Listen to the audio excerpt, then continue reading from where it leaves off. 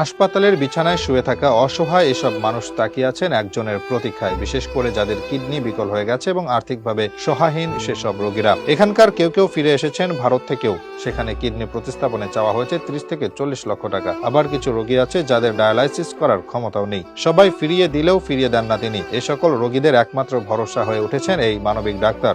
গরিব অসহায় রোগীদের কাছে তিনি রীতিমতো মানুষরূপী ফেরেশতা। তিনি আর কেউ নন, প্রখ্যাত কিডনি বিশেষজ্ঞ অধ্যাপক ডক্টর কামরুল ইসলাম। বিনা পারিশ্রমিকে হাজারেরও বেশি কিডনি প্রতিস্থাপন করে আগেই আলোচনায় এসেছিলেন তিনি। এবার তিনি 1800 কিডনি প্রতিস্থাপনের মাইলফলক স্পর্শ করলেন, যেগুলো সবই তিনি করেছেন বিনামূল্যে। দেশে যখন অর্থাভাবে চিকিৎসা করতে না পারা অসংখ্য কিডনি রোগী অনিশ্চিত গন্তব্যে পাড়ি দিচ্ছিলেন, ঠিক তখনই অর্থাৎ 2007 সালে নামমাত্র মূল্যে কিডনি সংযোজন সহ এ রোগের চিকিৎসায় প্রতিষ্ঠা করেন সিকেডি হাসপাতাল। নির্ধারিত ন্যূনতম খরচ বাদে কিডনি প্রতিস্থাপনের জন্য বিশেষজ্ঞ সার্জনের কোনো ফি নেন না অধ্যাপক কামরুল। রোগীদের ফলো আপ পরীক্ষার ব্যাপারে উৎসাহিত করতে পরীক্ষা নিরীক্ষার খরচ ও রিপোর্ট দেখার ফিও নেওয়া হয় না তার হাসপাতালে। ফলে অনেক স্বল্প মূল্যে মানুষ সফলতার সাথে কিডনি প্রতিস্থাপনের সেবা নিতে পারছেন। কিডনি প্রতিস্থাপন বিনামূল্যে করে থাকেন মানুষ হিসেবে, মানুষের প্রতি দায়িত্ব পালন হিসেবে। তিনি মনে করেন এই জ্ঞানটা আল্লাহ তাকে দিয়েছেন, আর তা তিনি মানুষের সেবায় কাজে লাগাচ্ছেন। এছাড়া খরচ কমাতে কিডনি সংরক্ষণের জন্য বিদেশ থেকে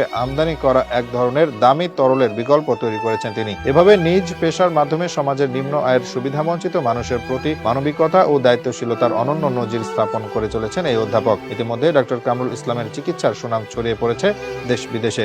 তাই তো ভুক্তভোগী রোগীর স্বজনরা বিভিন্ন জনের মাধ্যমে খোঁজ পেয়ে দূর দূরান্ত থেকে ছুটে আসছেন এই চিকিৎসকের কাছে। বলা বাহুল্য, শুধু প্রতিস্থাপন নয়, উপযুক্ত ট্রান্সপ্লান্ট সার্জন তৈরিতে অধ্যাপক কামরুল ইসলামের জুড়ি নেই। 1000 কিডনি প্রতিস্থাপনে দীর্ঘ 14 বছর লাগলেও পরবর্তী 26 মাসে 500 কিডনি প্রতিস্থাপন করেন এই চিকিৎসক। রোগীদের মাত্রাতিরিক্ত চাপ ও মানুষের অসহায়ত্ব ঘুচাতে তিনি এখন সপ্তাহে 5টি প্রতিস্থাপন করছেন। নিজ হাতে গড়া সিকেডি অ্যান্ড ইউরোলজি হাসপাতালের রেকর্ড বলছে, প্রতিস্থাপনের পর 1 বছর কিডনি সচল থাকার হার 94%। শুরুটা খুব চ্যালেঞ্জিং ছিল জানিয়ে ডক্টর কামরুল ইসলাম বলেন, প্রতিস্থাপন সফল করতে পারবো কিনা, ব্যর্থ হলে মানুষ আমাকে কিভাবে গ্রহণ করবে, এসব নিয়ে টেনশন কাজ করত।